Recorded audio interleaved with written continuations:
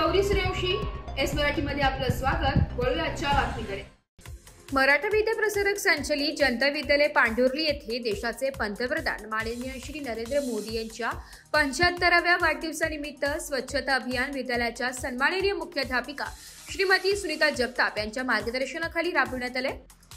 या अभियानाअंतर्गत विद्यार्थ्यांना विद्यालयाचे उपशिक्षक श्री हगवणे डीजी यांनी स्वच्छतेविषयी माहिती देताना सांगितले की महात्मा गांधींनी ज्या भारताचे स्वप्न पाहिले होते त्यामुळे केवळ राजनैतिक स्वातंत्र्य नव्हते तर त्यासोबत एक स्वच्छ व विकसित देशाची कल्पनाही होती। महात्मा गांधींनी गुलामीतून भारत मातेला मुक्त करून स्वातंत्र्य मिळवून दिले। आता भारत मातेला अस्वच्छतेतून मुक्ती देऊन देशाची सेवा करणे आपले आद्य कर्तव्य असल्याचं सांगितलंय।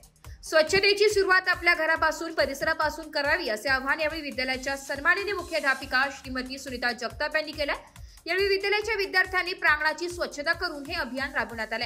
यानंतर विद्यालयाची उपशिक्षिका श्रीमती जयश्री पवार यांनी विद्यार्थ्यांना स्वच्छतेची शपथ दिली आहे।